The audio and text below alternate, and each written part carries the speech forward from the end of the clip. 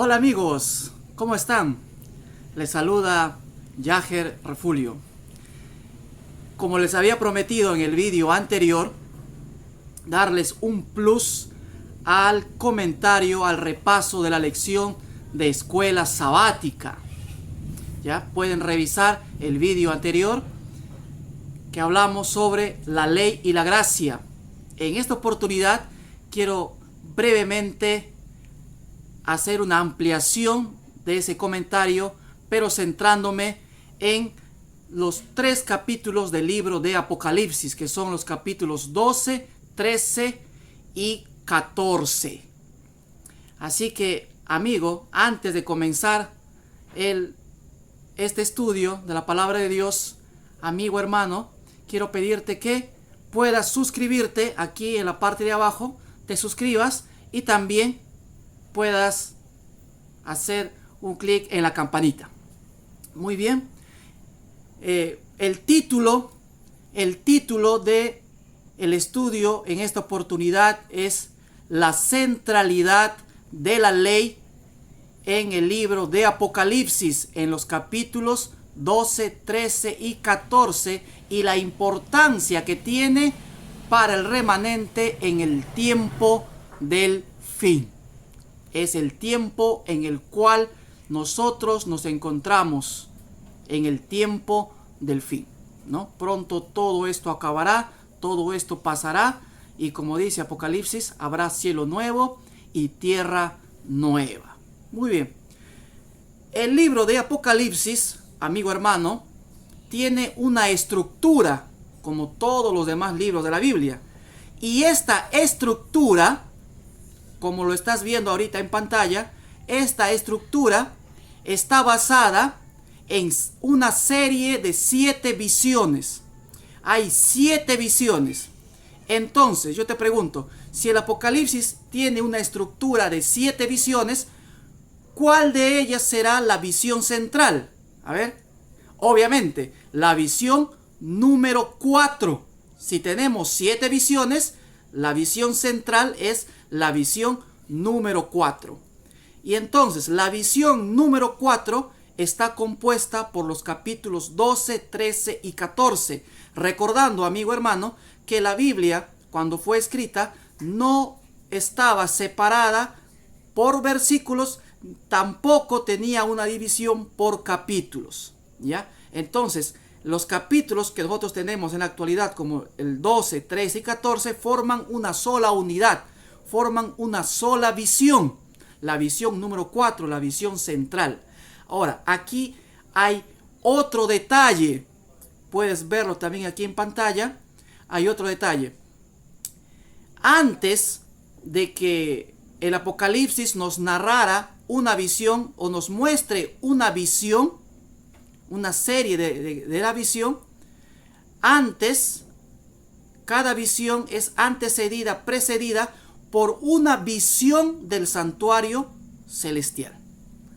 Por ejemplo, pueden verlo ustedes, antes de la visión de las 7 iglesias, tenemos una visión de Jesús caminando entre los candelabros, ¿no es cierto? Antes de la segunda visión, que es de los sellos, tenemos una visión del santuario. Está en los capítulos 4 y 5, ¿no? Antes de la visión de las trompetas, tenemos también en el capítulo 8, verso 1, una visión del santuario. Entonces, cada visión es antecedida o precedida por una visión del santuario celestial. Y en la visión número 4, que es los capítulos 12, 13 y 14, no es la excepción. Hay una visión que antecede, que precede como introducción a la visión de los capítulos 12, 13 y 14. Y también tiene una visión del santuario que va a concluir esta visión. Entonces, las visiones concernientes al santuario sirven para introducir y también para concluir una visión, ¿ya? Con esto en mente, vamos a centrarnos entonces en el estudio de esta oportunidad propiamente. Vamos a irnos al capítulo 11, verso 19. Capítulo 11, pueden ustedes buscar en sus Biblias. Capítulo 11, verso 19, es la visión que introduce a la visión propiamente dicha. Es la escena introductoria del santuario. Capítulo 11, verso 19. Vamos a leer. Dice así la palabra de Dios. El templo de Dios fue abierto en el cielo, y el arca de su pacto se dejó ver en el templo. Hubo relámpagos, voces, truenos, un terremoto y grande granizo. ¿Qué se dejó ver? Dice, el templo. El cielo se abre y se deja ver el templo. Y cuando se ve el templo, ¿qué cosa se ve allí? El arca del pacto. Mira, amigo, si nosotros analizamos las escenas introductorias previas de las tres visiones anteriores, notamos que las escenas introductorias del santuario están centradas en la parte del lugar santo del santuario celestial. Pero cuando llegamos a la visión número 4, la escena que introduce nos muestra el arca del pacto. Yo te pregunto, amigo hermano, ¿en qué parte del santuario terrenal se encontraba el arca del pacto? A ver, ¿en qué parte del santuario? En el lugar santísimo. Muy bien, en el lugar santísimo se encontraba el arca del pacto, que contenía, entre muchas cosas que había allí, ¿no es cierto?, estaba en las tablas conteniendo los 10 mandamientos, las 10 palabras. Y yo te pregunto, el sacerdote, ¿dónde ministraba durante todo el año? En el lugar santo, ¿no es cierto? Y solamente una vez al año, ustedes lo pueden leer en Levítico capítulo 23, capítulo 16 también, una vez al año, el sumo sacerdote entraba al lugar santísimo para ministrar en la presencia misma de Dios, porque recuerda que en el arca del pacto se manifestaba la Shekinah, ¿no es cierto?, a través de una luz, la presencia de Dios. Muchos teólogos creen también de que el arca del pacto representa el trono de Dios, ¿no es cierto?, que estaba cubierto allí por querubines que cubrían el arca, la presencia de Dios. Entonces, cuando Juan da esta escena introductoria en el capítulo 11, verso 19, y ve el arca del pacto, nos está haciendo referencia que lo que va a tratar, que lo que va a venir en los capítulos 12, 13 y 14 está relacionado con la ley de Dios. Va a tener relación con el fundamento del gobierno de Dios. ¿Qué cosa es? La base del gobierno de Dios, la ley. Y eso ya lo he mencionado en el vídeo anterior, ¿no es cierto? El fundamento, la base del gobierno de Dios es la ley. Y esta escena introductoria, al mostrarnos el arca del pacto, nos está diciendo que lo que va a venir va a tratar con la ley de Dios, ¿no es cierto? Querido amigo, cuando tú vas a leer cualquier libro de cualquier índole, ¿para qué sirve la introducción en un libro? ¿Para qué? En la introducción encontramos lo que va a tratar, ¿no es cierto? En el desarrollo del libro, lo que va a tratar. Entonces, la introducción es digamos, un resumen, un abstract, ¿no es cierto?, de lo que va a tratar el contenido, el desarrollo del libro. Entonces, aquí, en esta escena introductoria, nos dice que lo que va a tratarse en los capítulos 12, 13 y 14 es el tema de la ley, el gobierno de Dios, la adoración a Dios. Pero también recuerda que una sola vez el sumo sacerdote entraba al lugar santísimo, y ese día era el día 10º del mes séptimo, ¿no es cierto? Y a ese día se lo llamaba el día de Jehová, el Yom Kippur, el día del juicio. Entonces, lo que nos está diciendo también esta escena introductoria es, ¿qué cosa?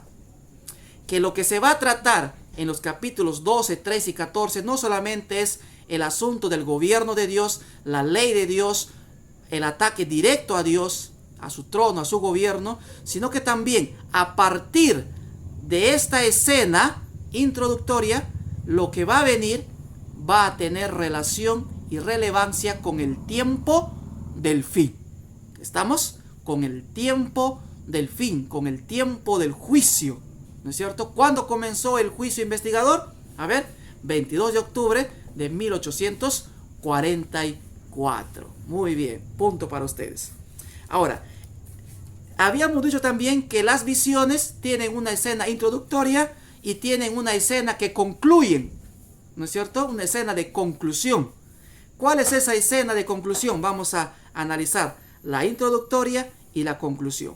No, luego vamos a ir al desarrollo y luego al centro del mensaje en el tiempo del fin, centrado en la ley. Muy bien. Capítulo 15. Vayan abriendo sus Biblias o vayan buscando en su celular, en su aplicativo. El capítulo 15 de Apocalipsis, verso 5 al 8. ¿Ya? Capítulo 15, verso 5 al 8. Muy bien. Si lo encontraron, vamos a darle lectura. Dice así la palabra de Dios: después de estas cosas miré, y fue abierto en el cielo el santuario del tabernáculo del testimonio. Del templo salieron los 7 ángeles con las 7 plagas, vestidos de lino limpio y resplandeciente, y ceñidos alrededor del pecho con cinto de oro. Uno de los 4 seres vivientes dio a los 7 ángeles 7 copas de oro llenas de la ira de Dios, quien vive por los siglos de los siglos. Y el templo se llenó de humo por causa de la gloria de Dios y por causa de su poder. Nadie podía entrar en el templo hasta que se cumplieran las 7 plagas de los 7 ángeles. Esta es la escena que concluye la visión central del Apocalipsis, los capítulos 12, 13 y 14, pero también sirve como una escena introductoria para lo que viene en el capítulo 16, que es las 7 plagas postreras. Entonces, en esta visión que concluye y a la vez introduce una nueva serie de visiones, nos muestra Juan el templo abierto, saliendo de allí 7 ángeles y cada uno con una copa de oro, y en la copa, dice, contenía ¿qué cosa? Toda la ira de Dios.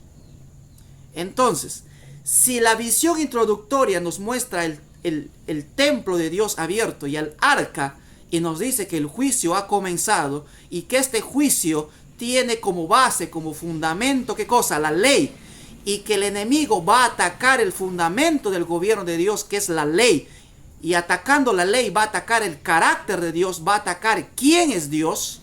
¿Se dan cuenta cómo tiene relación con el estudio de la lección de escuela sabática de esta semana? ¿Ah? ¿Se dan cuenta?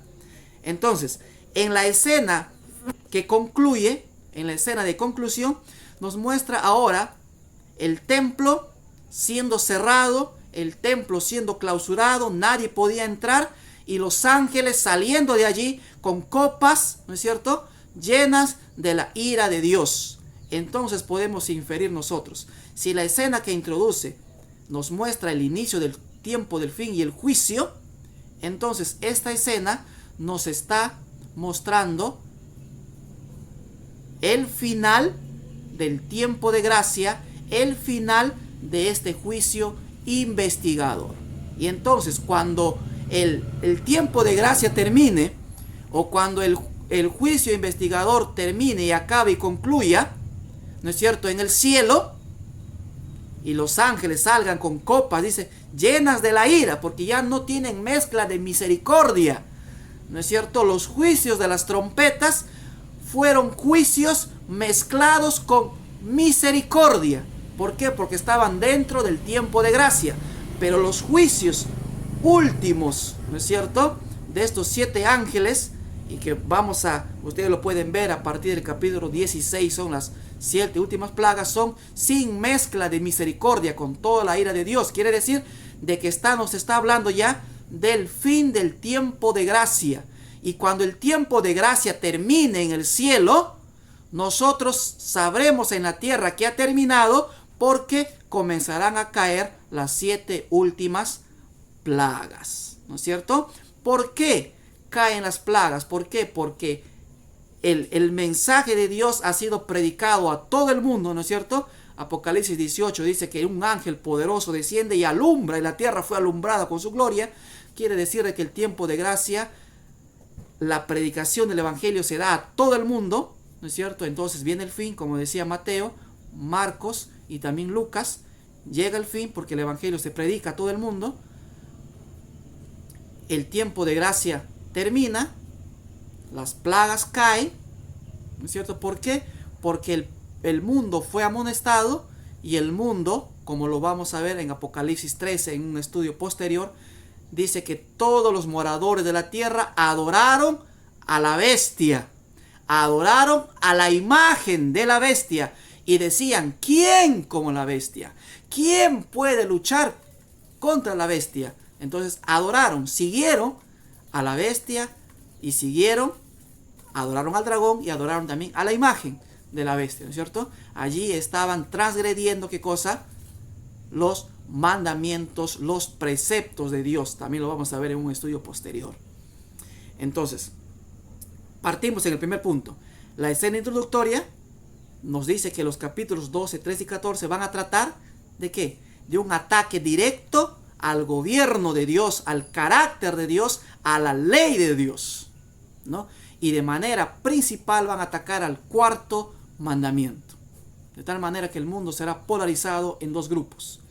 Y la escena que concluye nos dice que el tiempo de gracia terminará porque la humanidad habrá decidido, por más que Dios haya hecho 1,000 esfuerzos, ¿no es cierto?, con la predicación de los 3 mensajes angélicos de Apocalipsis 14, a pesar de que Dios ha tratado de salvar a su pueblo, ellos han decidido seguir y adorar a la bestia, al dragón, ¿no es cierto?, al falso profeta, y con esto sellaron su destino, ¿no es cierto? Sellaron, ya se terminó el tiempo para ellos, transgredieron la ley de Dios, y el tiempo de gracia concluye y cierra, y los ángeles están listos a derramar las 7 copas de la ira de Dios. Muy bien, vamos a pasar entonces al desarrollo. Teniendo esto en mente, vamos a pasar al desarrollo. Apocalipsis capítulo 12. Buscan en sus Biblias o en su aplicativo Apocalipsis 12, el verso 17. 12, 17 dice así: entonces el dragón se llenó de ira contra la mujer y se fue a hacer guerra contra el resto de la descendencia de ella, contra los que guardan los mandamientos de Dios y tienen el testimonio de Jesucristo. ¿Cierto? Cuando nosotros estudiemos el capítulo 12, posteriormente vamos a hacerlo, ya les voy a comunicar cuándo vamos a comenzar un estudio de Apocalipsis. El verso 17 está centrado ya en el tiempo del fin. Si nosotros leemos el capítulo 12, comienza con una guerra atacando a la iglesia, a la mujer, atacando al niño varón, ¿no es cierto?, a Jesús, queriendo destruir a Jesús, y cuando no puede destruir a Jesús, vuelve toda su ira contra la mujer, contra la iglesia por un periodo de 1260 años. Y no pudiendo destruir a la mujer, porque la tierra dice ayuda a la mujer, ¿no es cierto?, y es salvada y protegida por Dios, sustentada por Dios en esos 1260 años de persecución, de hegemonía de este poder, de esta bestia, del dragón. Entonces, no pudiendo ahora destruir ni a la iglesia, no pudiendo destruir ni al hijo varón, que es Jesús, ahora vuelca toda su cólera, todo su enojo, su furia, dice, a destruir al resto de la descendencia. O sea, nosotros, todos aquellos que aceptemos y estemos fieles, pegados a Jesús, ¿no es cierto?, siguiendo a Jesús, cumpliendo, obedeciéndole, porque lo obedecemos por amor, ¿no es cierto? Por gracia. Y entonces, este versículo 17 está en el contexto del tiempo del fin. Pero ¿quiénes son este grupo? ¿Quiénes son estos restos? ¿No es cierto? ¿Qué nos identifica? Dos cualidades: los que guardan los mandamientos de Dios y tienen el testimonio de Jesús. Y en el comentario anterior, en el comentario de la lección, yo les había dicho que obedecer a Dios, ¿qué cosa es? Estar protegidos, nos mantiene en el estado de libertad, en el estado de santidad, ¿no es cierto? Y por ende, guardar los mandamientos y tener el testimonio de Jesús es tener el carácter de Dios, porque la ley refleja el carácter de Dios. Entonces, guardar los mandamientos y tener el testimonio de Jesús es, ¿qué cosa? Reflejar el carácter. ¿Y cuál es el carácter de Dios? Amor. En otras palabras, este remanente tendrá como característica principal, importante, ¿qué cosa? Mostrar al mundo el amor, el carácter, y por eso el mundo va a ser iluminado con la gloria de Dios, según Apocalipsis 18:1. Muy bien, ahora, el versículo que contrasta esto, como lo hemos visto, es el capítulo 14, verso 12, que complementa esto. Capítulo 14, verso 12. Dice así la palabra de Dios: aquí está la paciencia. O también dice, aquí está la perseverancia, upomoné, la perseverancia. Una perseverancia activa, una paciencia que no solamente es estar quietos esperando, sino que mientras esperamos, predicamos, hacemos, estudiamos, oramos, nos preparamos, ponemos nuestra vida al servicio de Dios, activos. Aquí está la perseverancia de los santos. ¿Quiénes son los santos? ¿Quiénes son estos separados, apartados? ¿Quiénes? Los que guardan, y hemos visto en el Deuteronomio, ¿no? ¿Qué significa guardar? Cumplir, obedecer, poner en práctica. Los que guardan los mandamientos de Dios y la fe de Jesús. Los que cumplen todo lo que Dios ha pedido. Los que obedecen todos los requerimientos que Dios pide que tú y yo pongamos en práctica, pongamos en obra, como resultado de haber sido salvados por gracia, por amor. Muy bien. Una vez más, acá vemos la centralidad de la ley en este último gran conflicto, en este tiempo de angustia final que vendrá sobre la tierra. Y el versículo central de esta visión del capítulo 12, 13 y 14 está en el capítulo 14, verso 7. Allí está el corazón, el centro del mensaje del libro de Apocalipsis, y también el centro de esta visión central, valga la redundancia. Versículo 7, Apocalipsis 14, dice así, presta mucha atención. Dice la palabra de Dios: decía a gran voz, o decía a gritos, decía a gran voz, ¿qué cosa? Temed a Dios y dadle gloria, porque la hora de su juicio ha llegado. Adorad a aquel que hizo el cielo y la tierra, el mar y las fuentes de las aguas. ¿Cuál es acá el mensaje central?